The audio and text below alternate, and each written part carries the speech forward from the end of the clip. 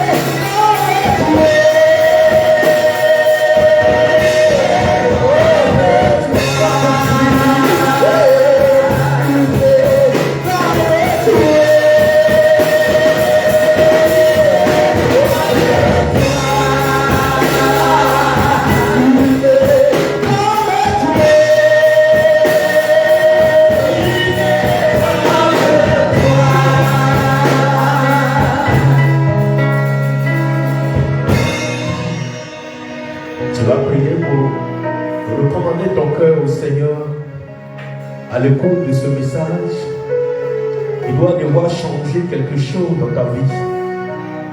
Prie le Seigneur. Demande au Seigneur de toucher ton cœur à l'écoute de cette parole. Que ce soir, ta présence ne soit pas en vain.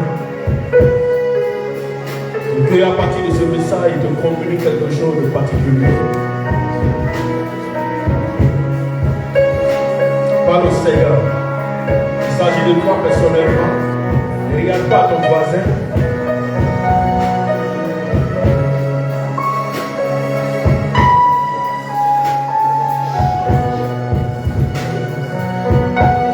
Seigneur, merci de disposer le cœur des uns et des autres, afin que chacun puisse recevoir de toi ce que tu as prévu pour nous. Donc, canal que je suis ce soir pour parler de ta part,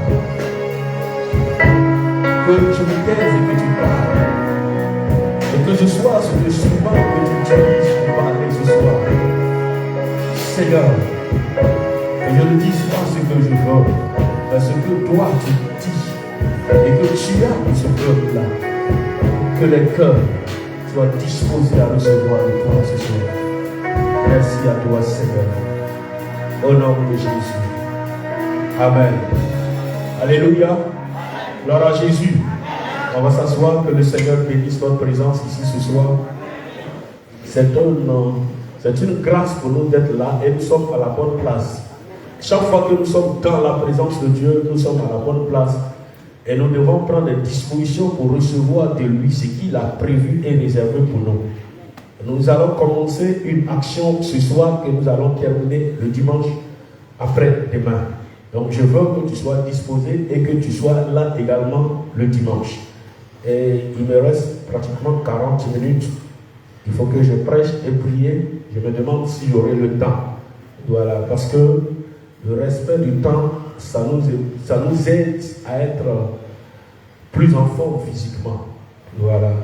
Le programme spirituel nous a beaucoup épuisé physiquement, mais je pense qu'on a eu la semaine le début de semaine pour se retrouver un peu. Donc, pour ceux qui sont là, que le Seigneur bénisse votre présence.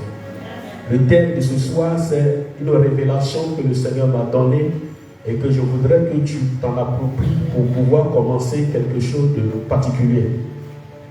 Le thème, c'est les armes clés de l'ennemi pour atteindre et détruire une famille. Les armes clés de l'ennemi pour atteindre et détruire une famille. Les armes, il y en a beaucoup. Les armes que l'ennemi utilise pour nous détruire, il y en a beaucoup.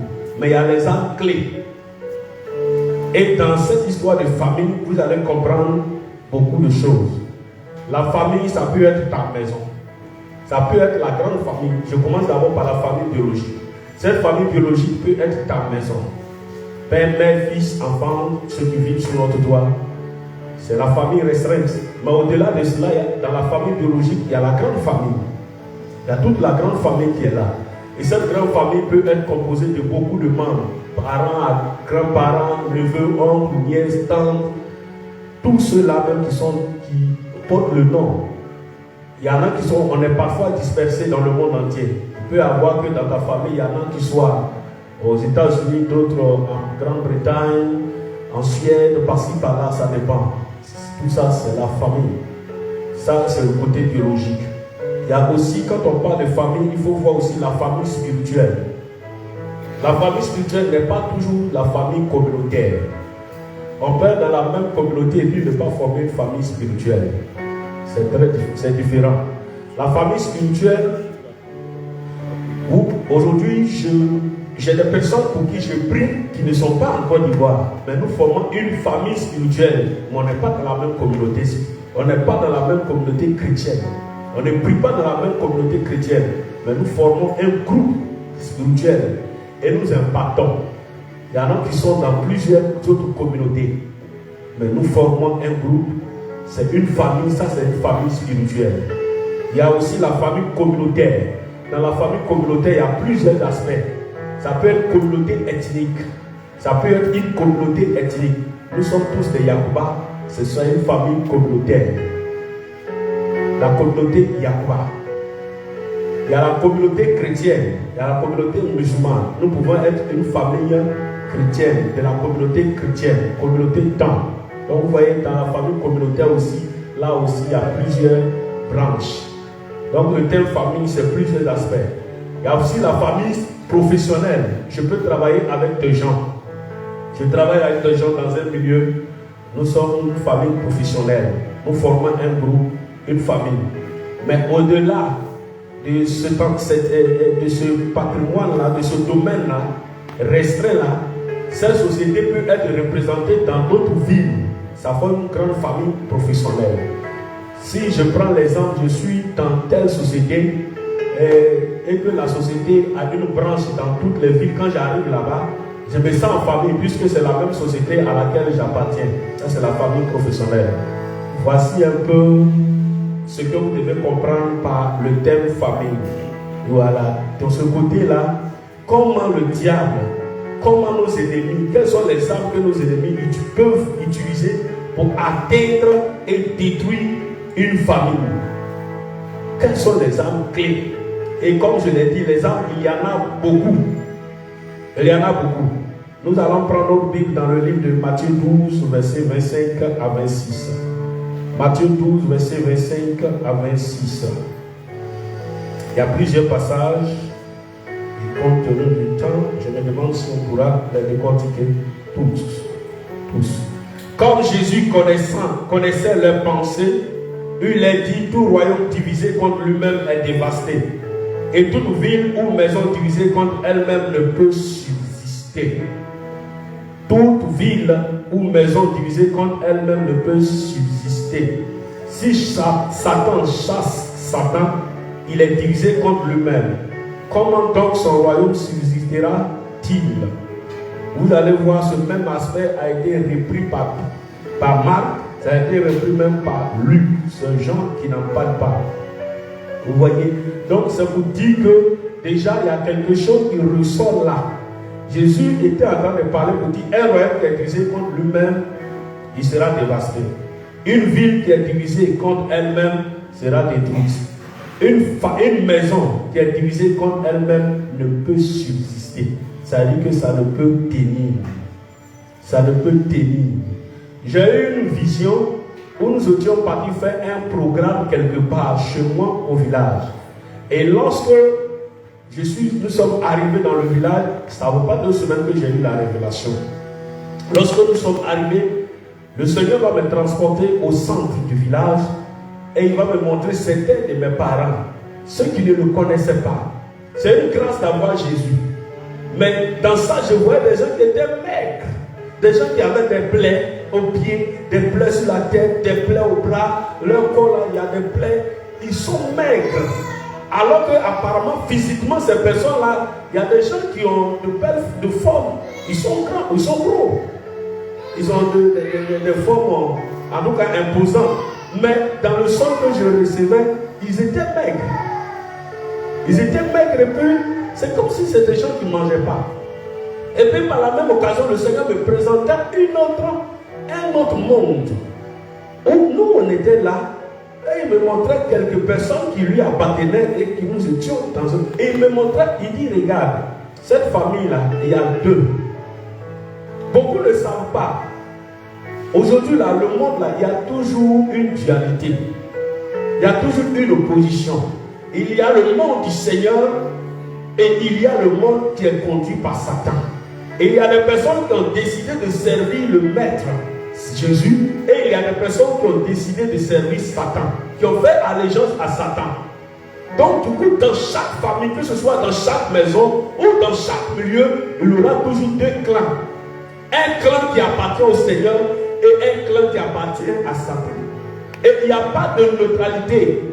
Ou tu es dans le Seigneur ou tu n'es pas dedans. Maintenant, quand tu n'es pas dans le Seigneur, tout ce que tu fais, c'est piloter, c'est conduire. Ce n'est pas Jésus qui te conduit. Et de ceux qui sont conduits par l'Esprit de Dieu sont fils de Dieu. Donc si tu n'es pas conduit par l'Esprit de Dieu dans ce que tu dois faire et que tu ne lui appartiens pas, c'est que tu appartiens à l'autre clan. Et parfois dans nos lieux ou souvent ailleurs, pour ne pas frustrer les gens, on est obligé de mentir. Et ces mensonges-là doivent cesser. Et le Seigneur m'a présenté carrément. Et puis il y avait 2 clans. Et l'autre clan, les gens étaient maigrelés. Parce que, je ne sais pas, ils étaient sous une oppression satanique. C'est le diable qui les conduisait. Et en même temps, il va me ramener à la maison. Et il va me dire: tu as vu ce clan-là? Il y a des personnes qui sont là-bas, qui ne sont pas à l'aise. Ils ont soif de moi. Ils doivent venir à moi. Cependant, voici ce que le diable utilise pour vous avoir. Et dans chaque famille, qu'elle soit professionnelle, qu'elle soit spirituelle, qu'elle soit biologique, qu'elle soit, comme on appelle, ecclésiastique, communautaire, même politique, j'ai oublié cet aspect, il y a même la famille politique. La première des choses que le diable utilise pour vous atteindre, c'est la division. C'est la division. Donc la première âme clé que j'ai reçue, c'est la division. Et c'est pourquoi le Seigneur en a fait mention ici, en Matthieu 12, verset 25-26. Le diable travaille à créer la division au milieu de vous. Il arrivait à un certain moment où moi, ma famille était divisée. Il y avait un souci véritable, où il y avait une division particulière, où le diable s'appuyait sur certaines choses pour pouvoir diviser.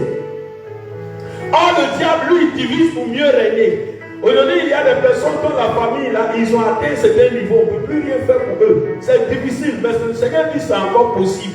C'est de connaître les causes réelles de ce que vous êtes en train de vivre. Le diable peut rentrer là, il peut créer une division entre toi et ta femme, entre toi et ton époux. Et puis des personnes qui ont vécu des années, comme en amoureux, des personnes qui ont vécu des années dans de bonnes conditions. Quand la division rentre là, c'est comme s'ils n'ont jamais existé. C'est comme s'ils ne se sont jamais aimés. C'est comme s'il n'y a jamais eu un passé. C'est comme s'il n'y a jamais eu de bonnes choses qu'ils ont partagées ensemble. C'est le diable qui crée ça. Vous voyez, il y a certaines communautés, quand elles naissent, que cette communauté est chrétienne, les églises évangéliques, dans une certaine année, quand c'est venu, il y a des communautés qui étaient posées, équilibrées. Un moment, le diable est venu, a commencé à s'infiltrer, à créer des divisions. Il y a certaines communautés qui ont été divisées en 2, 3, 4, 5 branches. Il y en a 2 branches. Celles-mêmes qui sont en 2 branches, Dieu merci. Il y en a même qui se sont retrouvés avec 3 branches.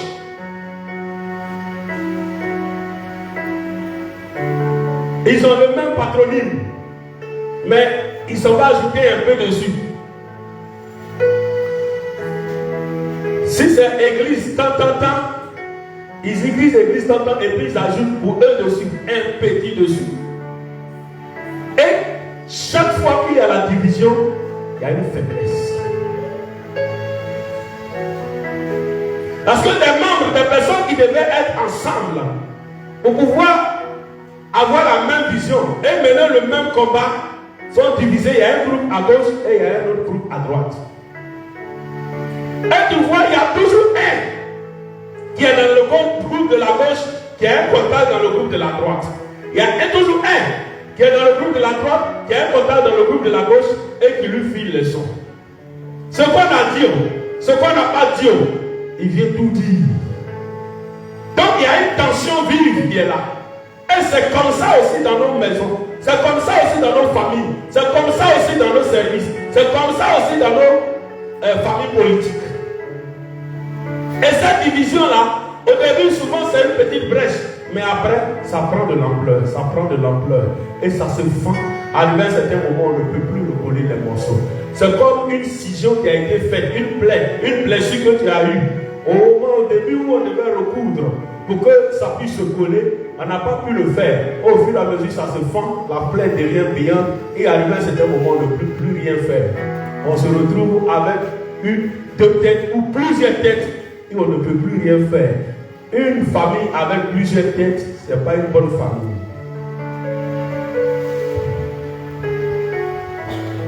C'est la même chose. Comme un serpent à 2 têtes est un serpent dangereux. Il faudrait que nous travaillions à savoir quelles sont ces armes-là que le diable utilise continuellement contre nous. Si tu vois des germes de la division dans ta maison, commence à prier pour ça. Et commence à étouffer ça. Si tu vois des germes de la division quelque part dans l'église, commence à prier pour ça. Et commence à étouffer ça. Si tu vois les germes de la division dans ta famille, commence à prier pour ça. Et étouffe ça. Parce que dans cette division, si tu n'as pas pu circonscrire cela et que ça prend de l'ampleur, ça va faire beaucoup de dégâts. Une maison divisée contre elle-même ne peut subsister. Voilà quelque part une solution pour quelqu'un qui peut créer la division. Titre 3, verset 10. Prenons nos Bibles, titre 3, verset 10. C'est un peu sévère, mais c'est une réalité.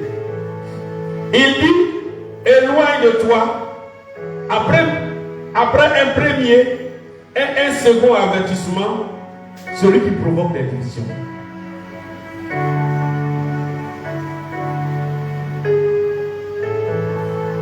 Éloigne de toi, après un premier et un second avertissement, celui qui provoque des divisions.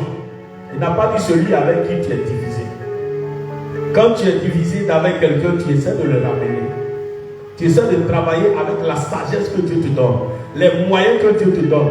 Mais celui qui provoque la division, tu essaies de l'interpeller une fois, deux fois. Souvent, moi-même, je vais jusqu'à 3 à 4 fois.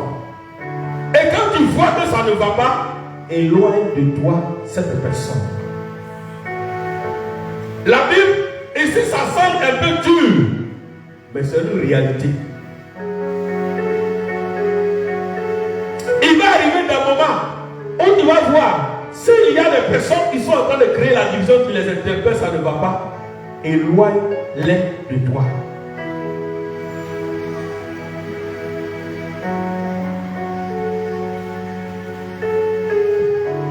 Comment tu peux le faire? Ça ne veut pas dire qu'il ne faut pas les saluer. Non, non, non, non. Tu ne participes pas à leurs actes. Il y a des choses qu'ils font, tu ne te mets pas dedans. On n'a pas dit de ne pas manger avec eux. Mais quand tu commences au baladage, tu prends ton tabouret, tu quittes là. Quand tu commences ces choses, tu les laisses. Parce que jusqu'à prendre le contraire, ils peuvent toujours comprendre. C'est pourquoi dans cet éloignement aussi, il faut que tu fasses preuve de sagesse. Mais tu ne dois participer en aucun cas à ces œuvres. Sinon, toi-même, tu seras un instrument de division. Aujourd'hui, dans nos familles, il y a plein de ces situations-là. Et il y a plein de personnes qui sont comme ça. Souvent, ils font sciemment. Je bénis le nom du Seigneur pour la mission Bethel. T'as même dit ça. Ce n'est pas qu'il n'y a pas eu des raisons de diviser.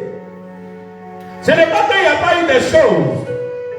Ce n'est pas qu'il n'y a pas eu des agents. Ou bien des personnes qui ont été commises exceptionnellement pour ça. Ce n'est pas aussi parce que nous sommes forts. Mais c'est parce que le Seigneur nous a fait grâce. Et nous devons continuer de prier pour qu'il continue de nous faire grâce. Pour que nous puissions demeurer toujours unis.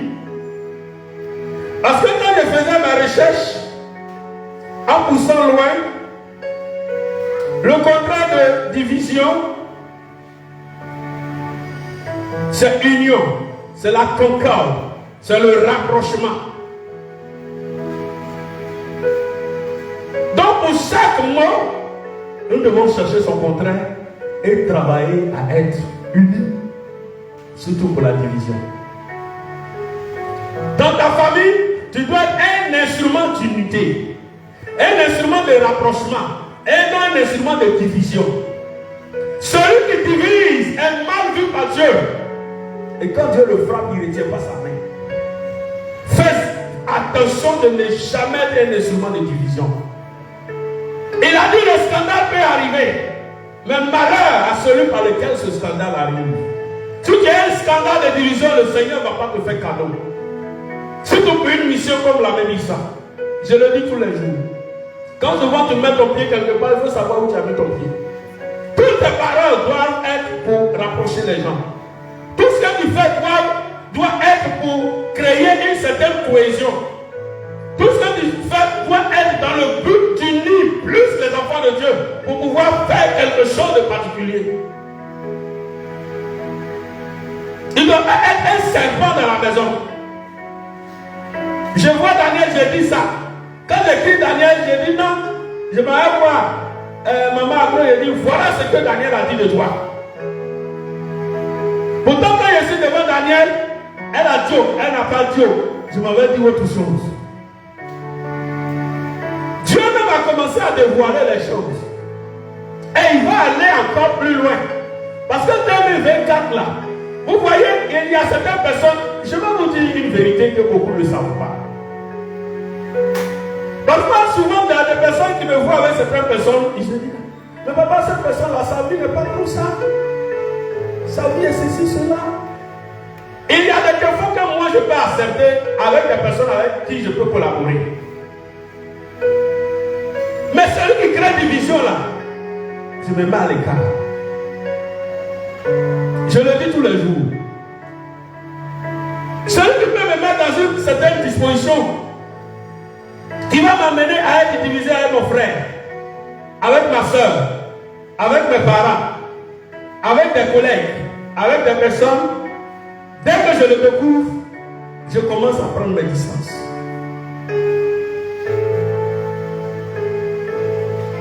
Parce que lorsque vous êtes divisé, vous ne pouvez pas avancer. Vous commencez à vous combattre. Galates 5, verset 15. Et dit, lorsque, on va lire. Ils ont Galates 5, verset 15.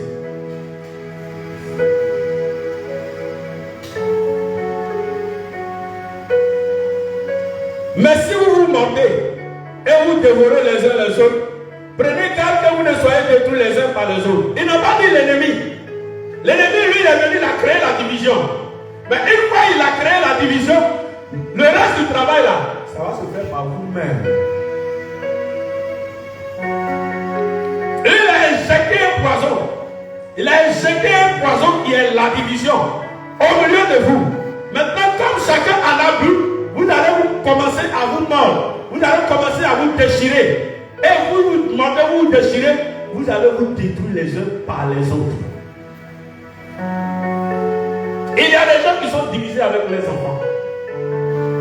Et il y a des gens qui sont divisés avec leurs parents. Et ils ne parlent même plus à leurs parents. Que ce soit biologique, que ce soit spirituel. Les enfants, que ce soit biologique, que ce soit spirituel. Il n'y a plus de contact.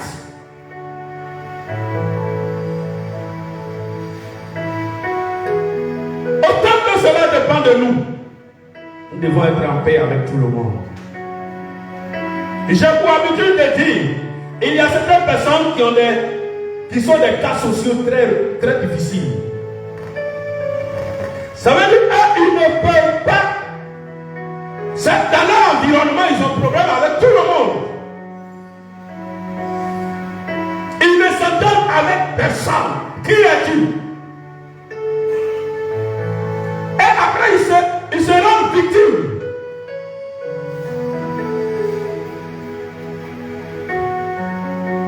Au lieu de chercher à voir ce qui n'est pas bon à eux, en autre qu'il faut corriger, c'est eux qui disent que les autres ne les aiment pas. Les autres ne les acceptent pas. Les gens ne sont pas prêts pour eux.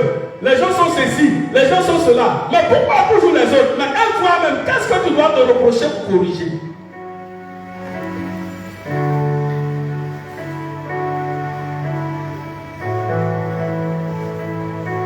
Le temps est court. L'une des armes clés, la jalousie. Quand vous êtes divisé là, il y a la jalousie. Chacun se met de l'autre côté là-bas. Et puis regarde, ils sont en train de faire quoi? Ça là. Ça c'est détruit tout à l'heure. Laissez. C'est fini. Ils ne vont même pas tirer dedans. Regarde son habit là, c'est froissé comme ça. Même si c'est repassé, ils voient ça en froissé. Quand même l'autre a acheté une voiture et que la voiture est bonne, belle, bien, il trouve que c'est pas bon. Quand moi j'ai un travail, quelque chose qui est bon, potable, je dis non. Quand je reçois l'argent, quelque chose de consistant, ça la main, ce n'est pas à aller voler. Quand j'ai un don spirituel, je commence à développer, c'est eux. Laissez pour nous pas venir ici. Comme il y a une soeur qui dit, ton mariage, tu allais faire là, nous on va te marier ici, tu vas voir ici. Tu vas les garçons, tu as eu comme ça. Quand même, il faut être méchant pour dire ça. Et ça, c'est de la jalousie au haut niveau. Et telle personne est bien partie pour un stage pour être sorcier ou sorcière demain. J'ai pour habitude de dire, tant que tu ne vas pas apprécier le bonheur des autres, tu ne seras jamais heureux. Jamais.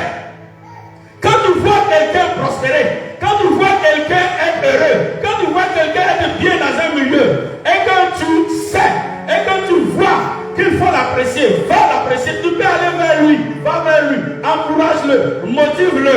Si tu peux t'inspirer de lui, quelque moyen que ce soit, inspire-toi de lui. Mais la jalousie là ne te fera rien gagner. Au contraire, il va te tuer avec l'aigreur. Un jaloux est toujours aigri. Parce que quelqu'un qui avance là, dès que toi tu es jaloux là, il sera toujours dessus, il sera toujours au-dessus de toi. Toujours. Parce que toi tu n'as pas le temps. Tu n'as pas le temps de faire quelque chose de bon. Au lieu que tu vas passer ce temps à jalouser là, tu peux prendre ce temps pour aller chercher un travail.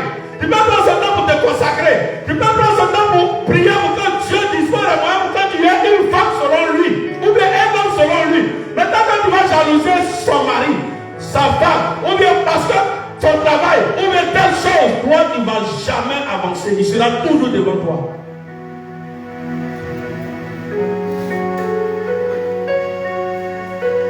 Et pour que tu sois sorcier, c'est une question de semaine. Ou même de jour.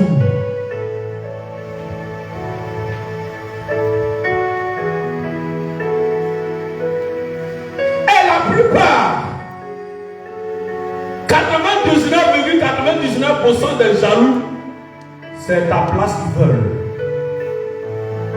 En fait, la position que tu occupes, le poste que tu occupes, ou bien ce que tu as, ils auraient voulu avoir la même chose. Mais comme ils ne peuvent pas parvenir à cela, ils sont obligés de dire ceci, de dire cela, et de te jalouser dans tous les sens. Pourtant, s'il a la possibilité, il va te dire, il y a son vilain vélo là. Mais ce vélo là, en fait, il veut. S'il a la possibilité d'avoir ce vélo là, il ne va pas dormir pendant une semaine. Ce qui dit que c'est vilain là.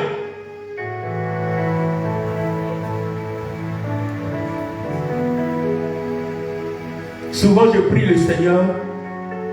Et quand souvent il veut me montrer certaines choses, il y a des choses souvent je n'ai même pas envie de voir.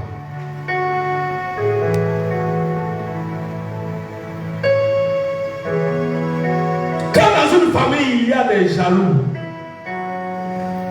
le jaloux il peut même t'empoisonner. Il peut même te tuer. C'est un plaisir de ne pas te voir exister, de ne plus te voir exister. Notre âme, clé de nos ennemis, l'hypocrisie. J'ai noté 5 seulement. L'hypocrisie. C'est quoi l'hypocrisie?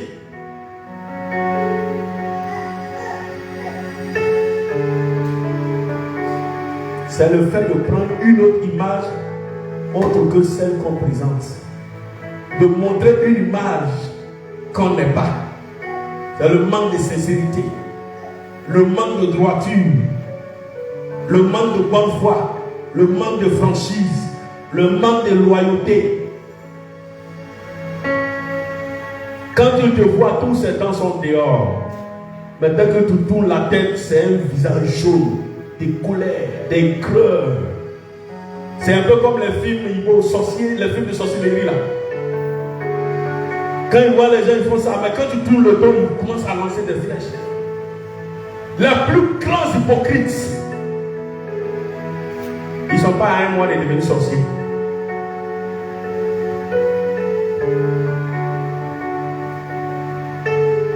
Et quand dans une famille, il y a des hypocrites, c'est dangereux, c'est plus dangereux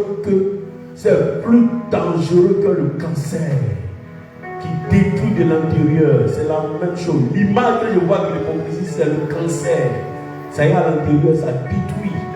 Parce que si Dieu ne t'a pas révélé, l'hypocrite il est plus dangereux. Les jaloux au moins souvent tu vois. Là, quand tu as bien, souvent tu es là, tu vois.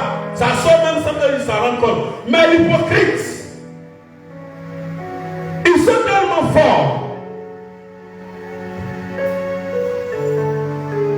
Il ne va jamais. Ça veut dire que dans son stade pour devenir hypocrite là, on lui a dit il ne faut jamais te tromper pour montrer ton vrai visage.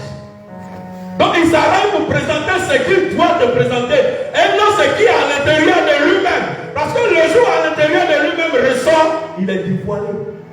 Si ce n'est pas le Seigneur, si ce n'est pas la révélation, c'est pourquoi lorsque tu es dans un milieu, parfois Dieu t'ouvre les yeux pour que tu saches un peu ceux qui sont hypocrites. Et c'est une arme que le diable utilise pour détruire toutes sortes de familles. Ils font toujours semblant. Et puis ils sont flatteurs. Quand tu fais des choses de mauvais qui vont te couler, il te dit c'est bien. Waouh! Ça c'est très bon ça. Ça va te faire avancer. Tu t'entends de te couler. L'hypocrite va toujours parler mal de toi, derrière toi, dans ton dos. Et il va toujours t'apprécier devant toi. La différence entre l'hypocrite et l'ami. L'ami va te dire la vérité en face, mais il va te défendre dans ton dos. Mais l'hypocrite, il va te défendre devant toi, et puis il va te poser dans ton dos.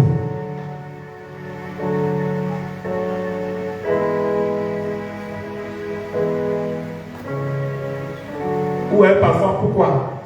Souvent parmi vous, il y a certains sur qui j'écris. Si vous n'êtes pas capable de me défendre dans mon dos, c'est que vous n'êtes pas loin d'être des hypocrites.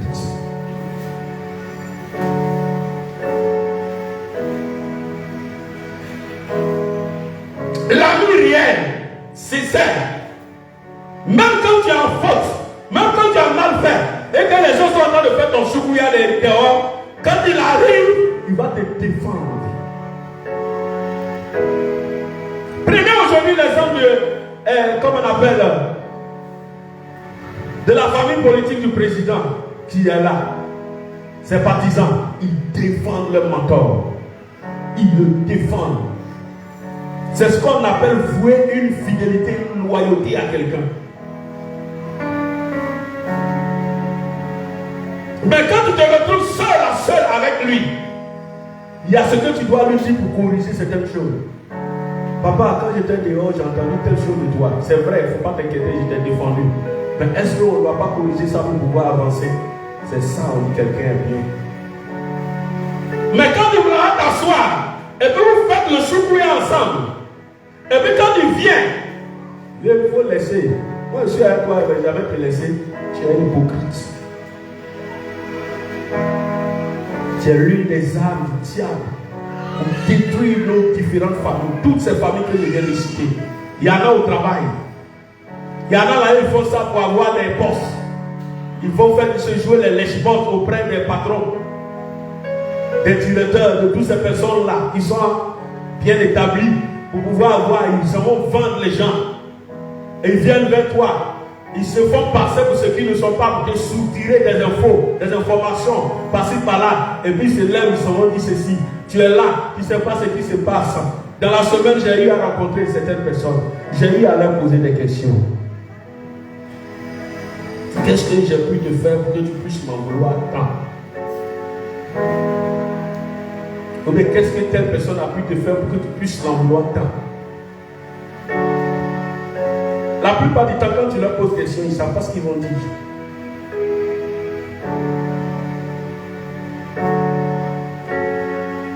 J'ai une petite soeur avec qui j'ai trouvé bon de me réconcilier avec elle parce que j'ai vu qu'elle m'en voulait.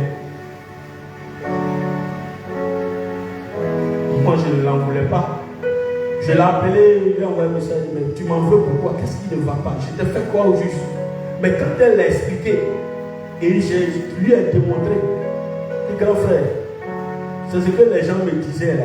Il dit, mais toi, tu as un cerveau. Il y a ce qu'on t'a dit, mais une approche serait judicieuse. Tu as entendu telle chose, va vers la personne. Et ce sont des choses qui détruisent les familles. Ce que je suis en train de prêcher, c'est de me diriger contre personne dans cette émission. Mais ce que j'ai reçu du Seigneur, c'est ce que je suis en train de dire. Si tu te sens concerné, va corriger.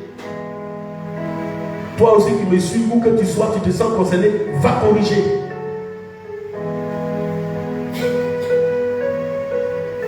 L'hypocrite, le jaloux, l'instrument de division, ils ne sont jamais en paix dans leur vie. C'est pourquoi si tu es dans cette posture, parce que si tu es dans cette posture et que tu fais cela, tu es un instrument du diable. Tu es un instrument du diable. Parce que ce sont des armes. Maintenant, si ces armes-là, c'est pas toi que sa dame doit passer, c'est que tu es un instrument, tu es un vecteur diabolique. Donc si tu te sens concerné dans ces choses, c'est à toi de prendre des dispositions pour corriger le plus tôt possible. Quand tu m'écoutes ou bien que tu sois ici, parce que le Seigneur ne te fera pas cadeau. Dès l'instant où ce message est prêché et que tu connais ta position, que tu n'es pas en train de corriger, il y a une différence entre l'ignorance et puis le refus de changer. Tu peux peut-être ne pas te rendre compte que tu as divisé des familles, tu as divisé des personnes, tu as divisé des groupes, tu as divisé un grand nombre de personnes, tu as divisé même des pasteurs. Et ça là même, il y en a partout. Même des pasteurs peuvent être des instruments de division. Ça n'a rien à voir avec le titre de la position. Judas, il était à Jésus la journée. La nuit, il était avec les ennemis de Jésus.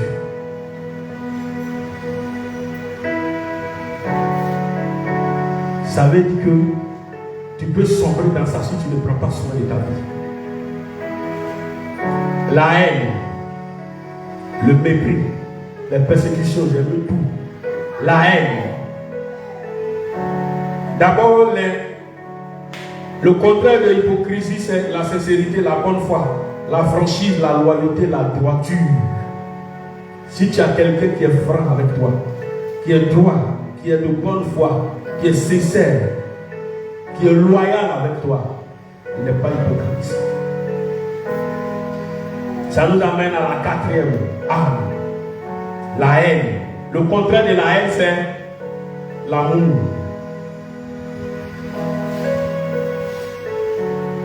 Bon, si déjà tu es chrétien que tu es, déjà toi-même tu es éliminé. Matthieu 22, 37 à 39. Le premier et le plus grand commandement. Tu aimeras l'Éternel ton Dieu de tout ton cœur, de toute ton âme et de toute ta force.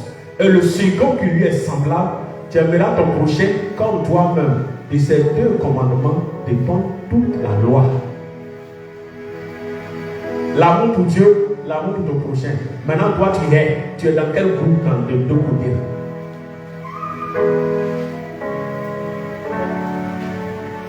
Parfois, il m'arrive de m'asseoir et puis je me pose la question, comment des gens peuvent haïr? Quand l'homme même conduit l'homme, tu as dans le passé, j'ai vu des accidents où des gens étaient coupés en deux. Et puis tu le haïssais, tu le vois là, tu peux faire comment? Tu fais comment?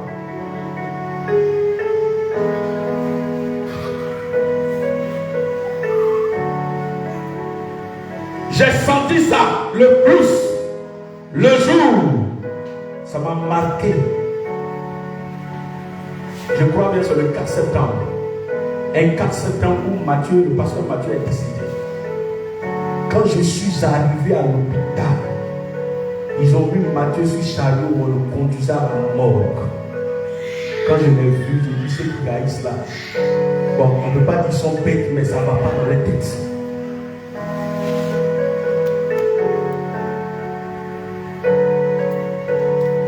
Allez-y à la morgue. Allez-y à l'hôpital. Allez-y en prison. Allez-y au cimetière. Si tu as un cœur pour haïr, si ça ne s'arrête pas là-bas, c'est que tu es pire que le diable lui-même.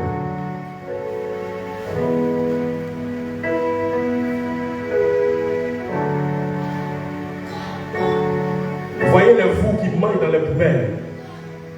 Quand vous les voyez, vous continuez de haïr. C'est un homme semblable à toi. Mais quand tu vois sa condition de vie, ce qu'il mange là, ça peut vomir. Regarde sa situation. Mais quelles sont les raisons qui peuvent te pousser à haïr quelqu'un jusqu'à vouloir sa mort? Toi, tu es pire qu'un criminel. Mais parfois, ce n'est pas de leur faute. C'est une arme du diable. Il l'a mis en eux. Et comme ils ne veulent pas changer, ils sont obligés d'agir, d'être des instruments. Comme je les appelle, des canaux, des vecteurs pour que le diable fasse quelque chose. Je crois que tu te dis, je peux avoir tous les défauts, mais j'aime l'homme. Et je prie le Seigneur de m'avoir toute la force d'aimer. Si tu ne sais pas aimer, si tu n'as pas aimé, apprends à aimer dès ce soir. Parce que si tu n'aimes pas, tu es pire que le diable lui-même. Tu aimeras ton prochain comme toi-même. Tu es incapable d'aimer l'homme. Tu es incapable d'aimer ton frère. Tu es incapable d'aimer ta soeur. Tu es incapable d'aimer les autres. Tu es incapable. Ça veut dire que tu es toujours recroquevillé sur toi-même. Pour toi, le problème, c'est les autres.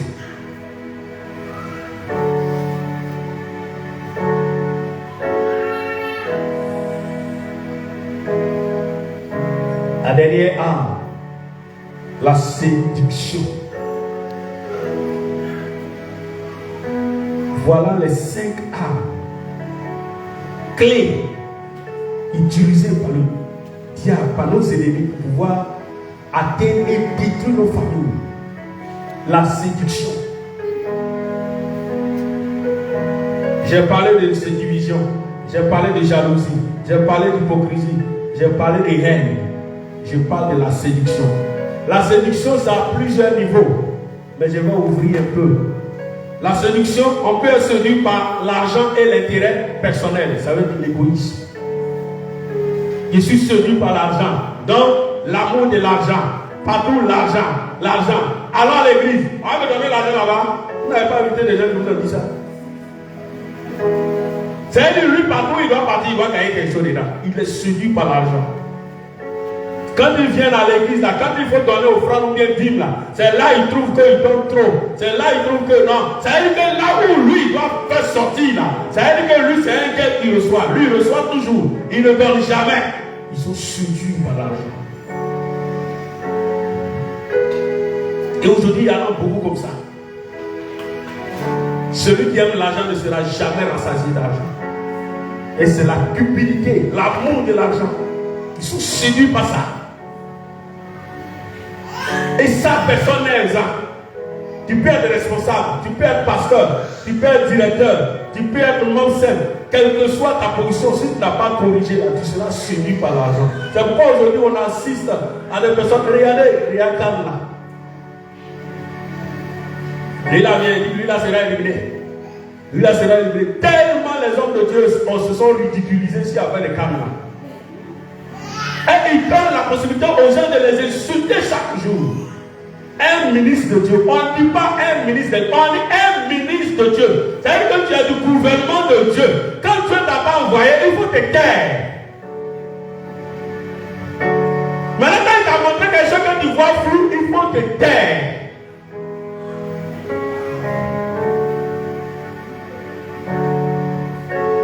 Quand tu vas sera éliminé, quand tu vas sera ceci, il y en a qui disent c'est lui là qui sera en finale. Ils n'ont même pas passé 8e de finale. Et puis maintenant, tu vas venir t'asseoir là, tu vas te justifier. C'est l'argent qui fait tout ça.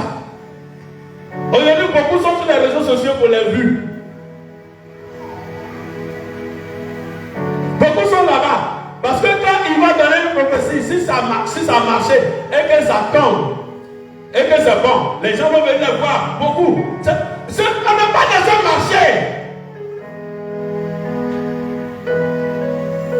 Aujourd'hui, tout le monde va donner une prophétie sur calme. Ce n'est pas pour quelque chose de bon. Il y a pas 99%, ce n'est pas pour une bonne idée. C'est pourquoi demain on dit qu'il a donné une prophétie qui s'est avérée vraie. Donc, comme les gens disent ça, ils courent. Oh, lui, la prophétie là, c'est propre. Le diable même quand c'est propre, mais tu le suis, tu vas en enfer. C'est pas la prophétie qui sauve.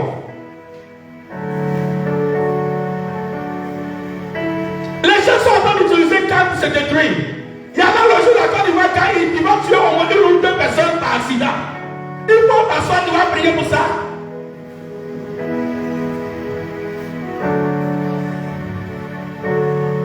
Il y a des situations graves. Le jour où nous gagnons,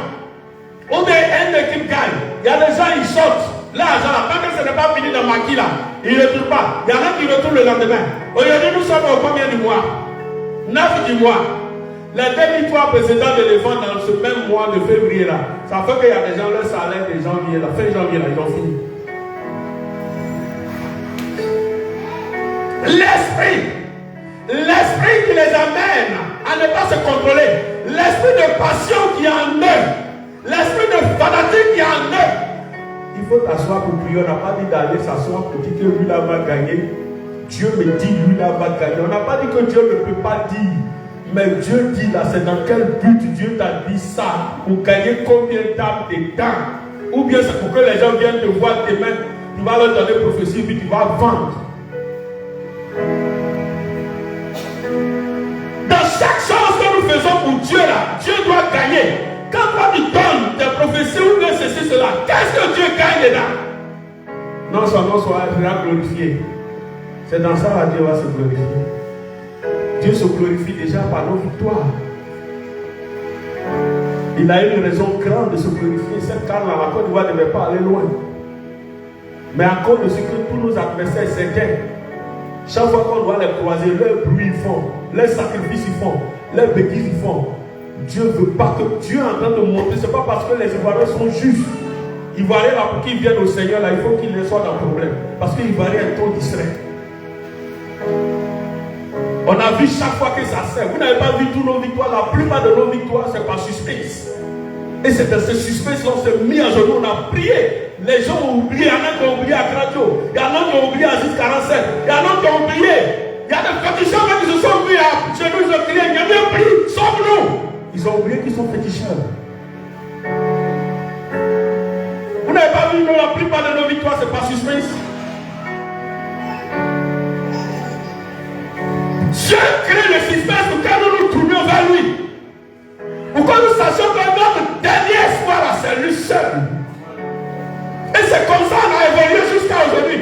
Au moment où on ne s'attendait plus à rien, où on a assis, il n'y avait plus rien à faire pour nous. Il fallait seulement que le Maroc gagne. Ça veut dire que quand tu vois ton destin n'est pas dans tes mains. Ton destin se trouve dans les mains de ton Dieu.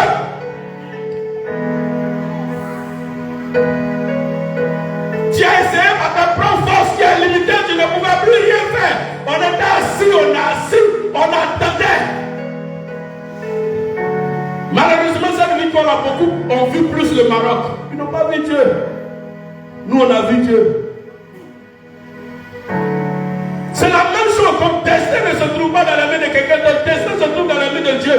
Ce n'est pas ces menteurs qui vont te dire, je suis allé au cimetière. Quelqu'un qui va faire un pacte au cimetière, c'est un pacte avec la mort.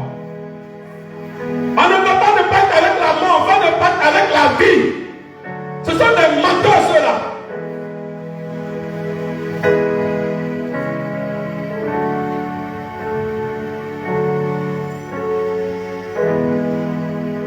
Toi, tu as ce véritable Dieu là, et puis tu te laisses embobiner, tu te laisses perturber, tu te laisses distraire par des gens, des créateurs de situations.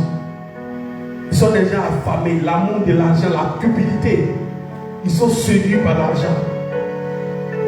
Demain, vous allez voir, il va appeler le président, il va appeler le président de la FIF, il va appeler celui-ci. Vous allez voir, quand on va finir, vous allez voir, beaucoup de personnes vont dire c'est nous qu'on a fait gagner. Vous allez voir, le simple fait qu'on leur donne l'argent. Tu peux faire tous les sacrifices du monde, si Dieu ne veut pas, c'est zéro. Mais beaucoup vont s'accaparer de ce succès-là. Mais Dieu nous attend au carrefour si on oublie. Quand tu vois ton destin ne se trouve pas dans les mains d'un féticheur, d'un marabout, mais ton destin se trouve dans les mains de ton Créateur, ton Dieu, qui a relevé la tête là où tes ennemis te piétinaient, se moquaient de toi, t'ont traîné dans la boue. C'est là que Dieu a relevé ta tête. Au moment où on n'espérait plus rien,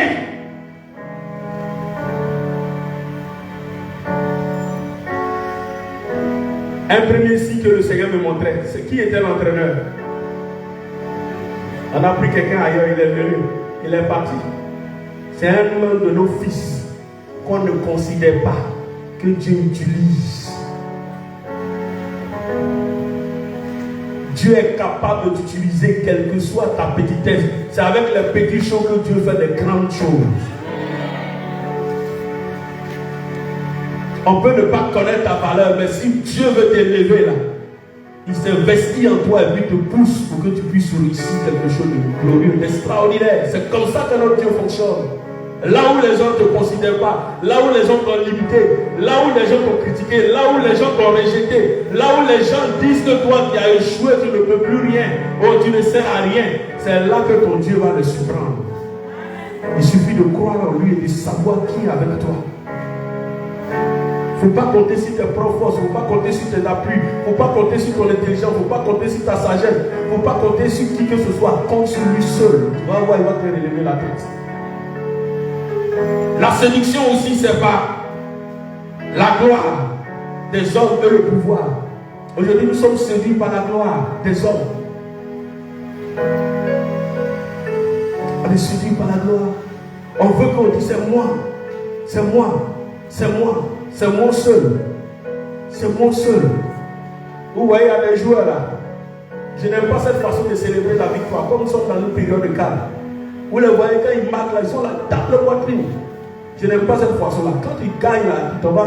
Si ça peut te mettre à genoux pour dire merci à Dieu, il faut le faire. Toi là, pendant que tu fais ça là, il y a Marc qui vient fouer, il est mort sur le terrain.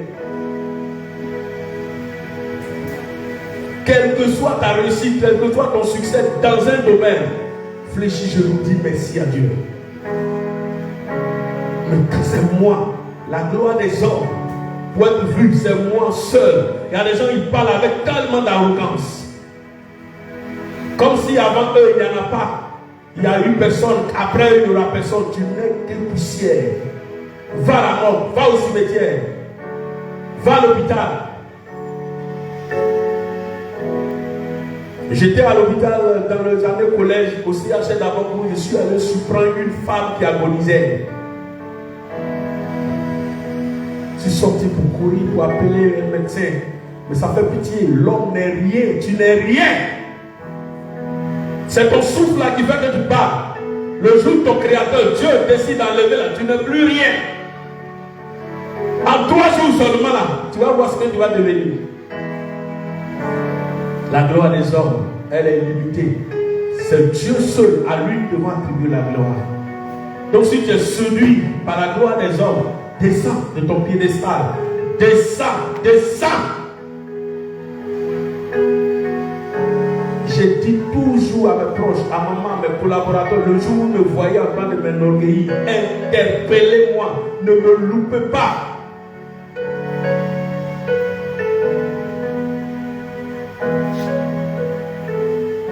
La séduction par le sexe.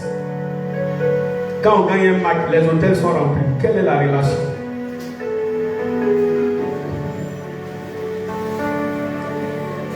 J'appelle les femmes. Ah chérie, hey, je suis à les amis, on va chauffer le cas demain matin. Il a pris sa maîtresse, ils sont à l'hôtel.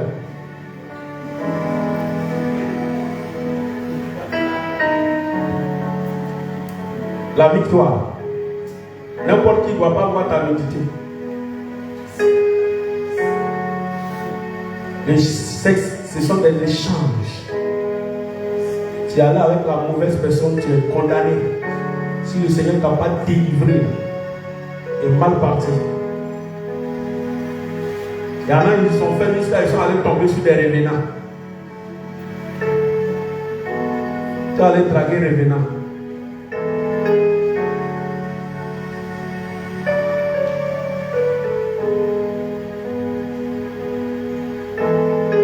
La séduction par le mensonge.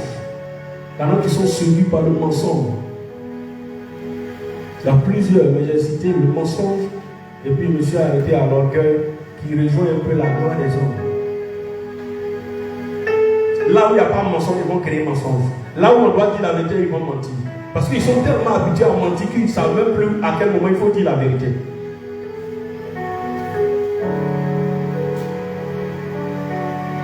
Il y en a souvent, la plupart quand on fait les entretiens de baptême là, pourquoi tu mens?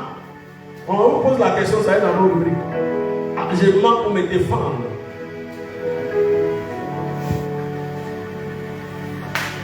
Ce mensonge pour lequel tu t'es défendu, là, tu as reporté le problème ailleurs.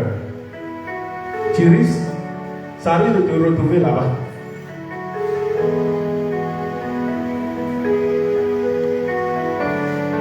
Voici un peu les 5 armes, selon ce que le Seigneur m'a communiqué dans la vision. Je le dis parce qu'en fin février, nous sortons pour les évangélisations. Ce sont des choses que nous devons corriger et nous formons une famille homogène. Une bonne famille spirituelle pour gagner des âmes partout. Mais si nous avons en nous la division, les germes de la division, de la jalousie, de l'hypocrisie, de la haine et de la séduction, ce n'est pas évident que nous puissions aller loin. C'est pourquoi dès maintenant, ce sont des choses que nous devons corriger. Comme Galates 5, verset 15 l'a dit, si nous nous mordons entre nous-mêmes, nous allons nous détruire. Si toi aussi ta famille est arrivée à ce niveau-là, il est temps que tu puisses poser. Quand je suis parti au village récemment au décès de mon jeune frère, j'ai vu mon papa qui avait changé de famille. Tous ceux qui avaient des petits soucis de la famille, il dit il faut qu'on puisse régler avant que je ne puisse retourner. Il faut que tu sois un instrument d'unité, un instrument de paix et non un instrument de division. Il faut que là où tu es, il y ait la joie, il y ait l'harmonie, il y ait la paix. Quand les gens sont là, ils se sentent à l'aise. Vous voyez, je reprends souvent beaucoup de choses à maman. Souvent, je me dis, tu t'amuses trop, tu aimes trop t'amuser, tu aimes trop distraire. Mais une fois, j'ai prié. Et puis le Seigneur va me dire quelque chose. Je ne parle pas comme quelqu'un, je ne blâme pas quelqu'un. Vous voyez, si les enfants de Bethel, la plupart des gens sont autour d'elle, c'est parce qu'elle crée une atmosphère joviale. Elle crée une atmosphère de paix.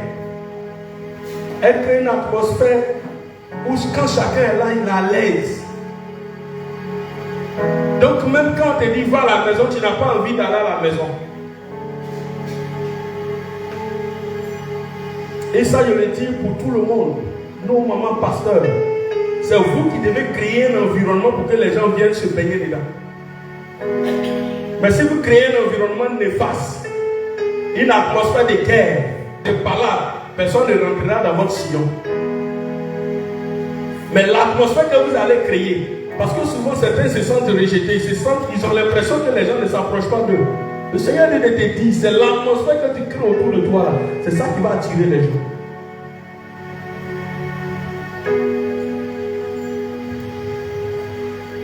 Si on voit ton visage, on dirait quelqu'un qui n'a pas mangé depuis 3 mois. Qui va s'approcher de toi?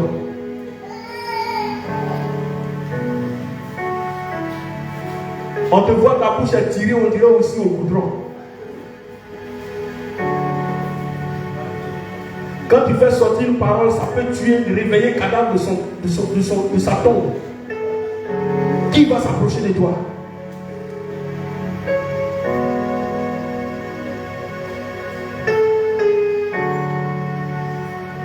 Après, quand ils se mettent ensemble, c'est pour nous critiquer, c'est pour nous parler, c'est pour faire ceci, c'est pour faire cela. Ce que je reçois, je vous dis.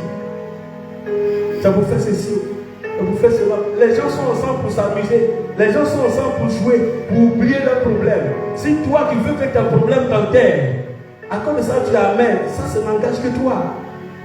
Mais c'est l'atmosphère que tu vas créer là, c'est ça qui va amener des hommes vers toi. Il y a des personnes qui ne connaissent pas la joie, qui ne créent pas la joie autour d'eux. Quand tu les croises même, c'est comme si tu es au cimetière.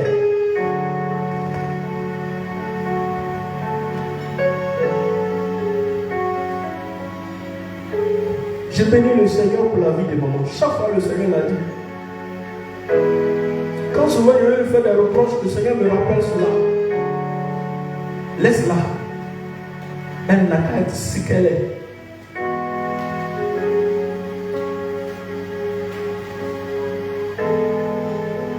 Quand à la maison, tu es là-bas, c'est la manière. Au travail, dans ton environnement, c'est la manière. Dans ta famille, tu vas rapprocher les gens de toi. Et c'est ça qui va les éloigner. Et quand j'ai reçu cette révélation, ce que je suis en train de vous prêcher, c'est un message que je recevais. Et c'est comme si on était assis sur une grande bâche. Et il y a un ange qui nous enseignait. On entendait sa voix, il parlait. Et quand on a fini, quand il a fini, je me suis jeté sur la bâche. J'ai commencé à pleurer. Il dit, si c'est ça, au lieu d'aller faire le programme pour lequel nous sommes venus, je vais prendre le temps pour qu'on se parle. C'est pourquoi j'ai voulu vous parler ce soir. Ça ne sert à rien souvent d'aller faire des tapages dehors sans réparer l'intérieur. Une famille ne peut pas s'étendre. Une famille ne peut pas acquérir d'autres terres si elle-même n'est pas unie. Si elle n'a pas corrigé ses problèmes internes. Si ce qui vous divise, tous vos soucis à la maison, prenez le temps de les régler. Je connais des familles, 3h, 4h, 2h du matin, ils se réveillent tous, ils s'asseyent, ils règlent tous leurs problèmes. C'est une famille qui veut avancer. Que le Seigneur nous bénisse. Que la grâce de Dieu soit avec nous. Et que chacun puisse vraiment travailler à cela. Et je sais que le message a fait le bien. Tu vas prier afin de demander au Seigneur, afin que tout ce qu'on a cité là, ce que nous devons comprendre, c'est que pour ajouter, l'arme fatale de l'ennemi, c'est la mort. Sa dernière. Et ce qu'il veut même là, c'est la mort. Mais comme il n'arrive pas à utiliser la mort, il va utiliser ce qu'il détient, ce qui est à sa possession, qu'il peut utiliser facilement. Maintenant, quand il a utilisé tout ça, et que les brèches, les portes se sont ouvertes, il vient, il assène le coup fatal et il tue. Mais tu vas prier pour demander au Seigneur qu'il fasse en sorte que tu ne sois pas un instrument pour utiliser ces armes-là dans ta famille, que tu sois plutôt un instrument de paix, d'unité, d'amour, de fraternité et de développement, que ce soit dans tous les milieux où tu te trouves. Pour le Seigneur.